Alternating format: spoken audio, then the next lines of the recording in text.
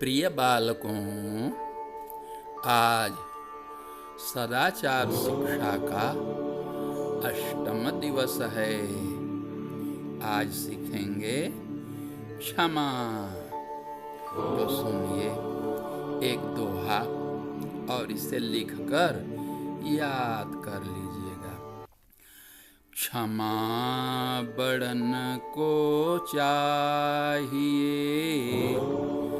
अनजाने अपराध, दुखिया पर कृपा कियो,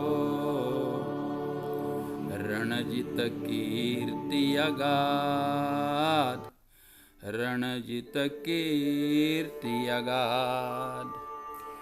बड़ा उसे कहते हैं जिसका हृदय मैत्री, करुणा आदि श्रेष्ठ गुणों से भरपूर होता है। बालकों, कोई रूप से बड़ा नहीं होता, धन से, विद्या से बड़ा नहीं होता, बल से भी बड़ा नहीं होता।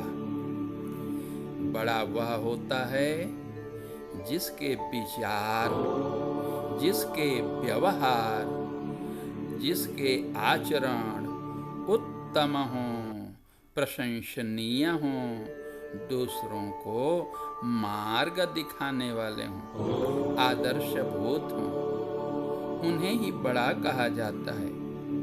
जो बड़े होते हैं वे क्षमाशील होते हैं, अथवा यूं कहें जो क्षमाशील होते हैं ना, वे ही महान होते हैं। आप भी बड़ा बने, महान बने। यदि महान बनना चाहते हैं तो क्षमावान बनिए। प्रश्न होता है कि क्षमा किस पर करें, क्षमा का पात्र कौन है?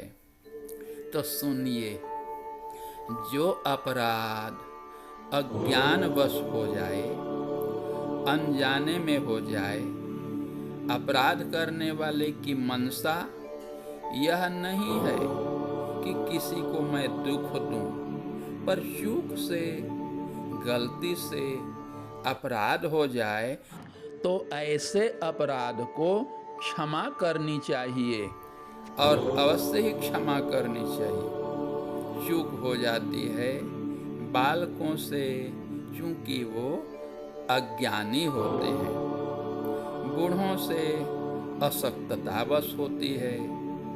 रोगी, दीनहीन, गरीब ये विवश होकर कभी कभी त्रुटि कर जाते हैं, गलती कर जाते हैं। इनमें उनका दोष नहीं होता, परिस्थिति ऐसी आ जाती है कि वे विवश होकर ऐसा कार्य कर जाते हैं जिससे किसी दूसरे की हानि हो जाती है, दूसरे को कष्ट हो जाता है। इन अपराधों का नाम है अनजान में होने वाले अपराध। ऐसे ही अपराधों को माफ करना चाहिए। तो आइए इसे एक उदाहरण से समझिए। महाराजा रणजीत सिंह शोभा यात्रा के साथ गांव में विचरण कर रहे थे। एकाएक किसी एक ओर से पत्थर का टुकड़ा आया और महाराजा के मस्तक में ऐसा लगा कि उनके मस्तक से रक्त बहने लगा। सिपाही लोग दौड़े, ये पत्थर किधर से आया? थोड़ी ही देर में देखते हैं 4-5 सिपाही एक बुढ़िया को बांध करके ले आ रहे हैं। राजा के सम्मुख उपस्थित किए तो राजा ने पूछा, बूढ़ी माता, तुमने पत्थर क्यों फेंका?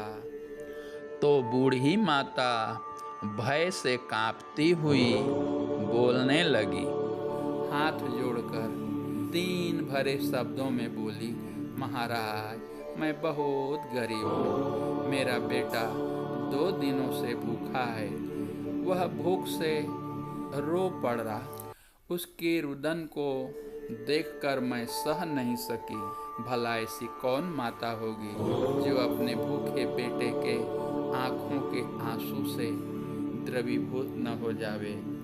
मैं बूढ़ी कहाँ से उसके लिए अन्न लाती, तो पास के इसी वृक्ष पर जिसमें बेर के फल लगे हुए हैं पत्थर चला रही थी कि 4-6 फल यदि गिर जाएं तो उन्हीं को ले जाकर अपने बेटे की भूख बुताऊं। परंतु महाराज, मेरा दुर्भाग्य तो देखिए, वो पत्थर आपके मस्तक में टकरा गया।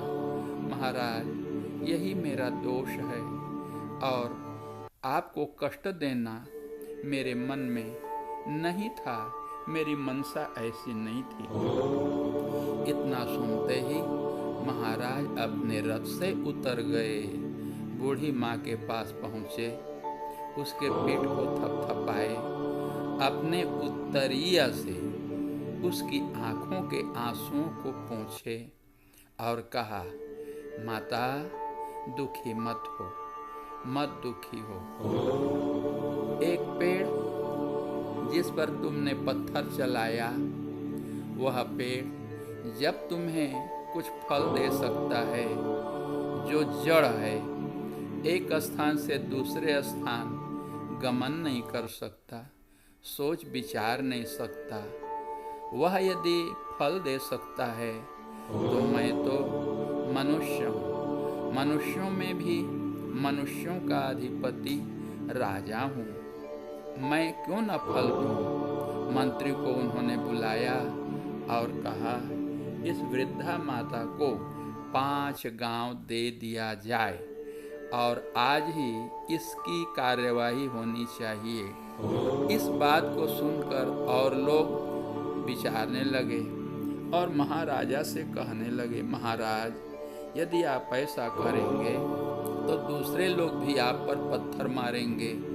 वे जानेंगे कि पत्थर मारने से महाराजा गांव दान करते हैं, तब क्या होगा। उन्होंने कहा, ऐसी बात नहीं है। जो लोग जानबूझकर लोभवश आघात करेंगे वे दंड के भागी होंगे। यह बेचारी वृद्धा अपने बच्चे की भूख मिटाने के लिए पत्थर चलाई थी और अनजाने में वह पत्थर मुझ पर लगा है, तो इसलिए यह क्षमा का पात्र है। क्षमा जहाँ होती है वहाँ सबका कल्याण होता है। धर्म उसी का नाम है बच्चों, जिसके पालन करने से पालयिता का भी भला हो और दूसरों का भी भला होता है। राजा ने क्षमा इस धर्म का पालन किया तो इसका परिणाम क्या हुआ। उस वृद्धा को, जो अति दीन थी, अति गरीब थी, उसको 5 गांव मिल गए। उसके बच्चे को खाने पीने, रहने, पढ़ने लिखने के लिए व्यवस्था हो गई। जनता का भला हुआ कि उन्होंने क्षमा के बारे में सबको बताया कि किसके अपराध को क्षमा करना होगा। उनकी आँखों को उन्होंने खोल दिया कि क्षमा करते हैं वे ही महान बनते हैं। उन्होंने समझाया राजा का भला कैसे हुआ। यदि क्षमा न करते राजा तो उसे दंड देते, बहुत बड़ा दंड देते। तो राजा तो वही हैं जो प्रजा को पुत्रवत प्यार दे, उनका पालन करे, उनके साथ न्याय करे। यदि वह राजा न्याय न करता तो उससे अन्याय का, प्रजा को कष्ट देने का पाप लगता और लोक में उसकी निंदा होती। तो इसीलिए क्षमा करना चाहिए। क्षमा करने से व्यक्ति को पुण्य की प्राप्ति होती है। अपराध करने वाले को शिक्षा मिलती है कि सोच समझकर कार्य करे, अपने कार्य से दूसरों की हानि न हो, दूसरों को कष्ट न हो। तो आप लोग पुनः बोलिए। क्षमा बड़न को चाहिए, अनजाने अपराध, दुखिया पर कृपा कियो, रणजीत कीर्ति अगाध। महाराजा रणजीत सिंह पंचाल देश के राजा थे। उनकी कीर्ति, उनका यश, मान बढ़ाई अगाध हो गई। अगाध कहते हैं जिसका अवगाहन न हो सके, जिसका थाह न मिले। अथाह कीर्ति, कीर्ति का सागर कहिए। महाराजा रणजीत सिंह क्षमा गुण के कारण अथाह कीर्तिमान बन गए। तो इसलिए सदा क्षमा करना चाहिए।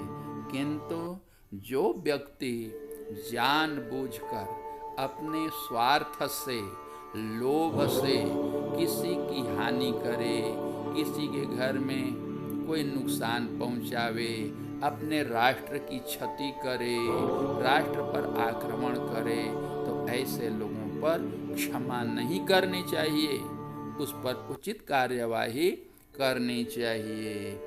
जय श्री राम। अब सब साधुवाद करो। साधु साधु साधु।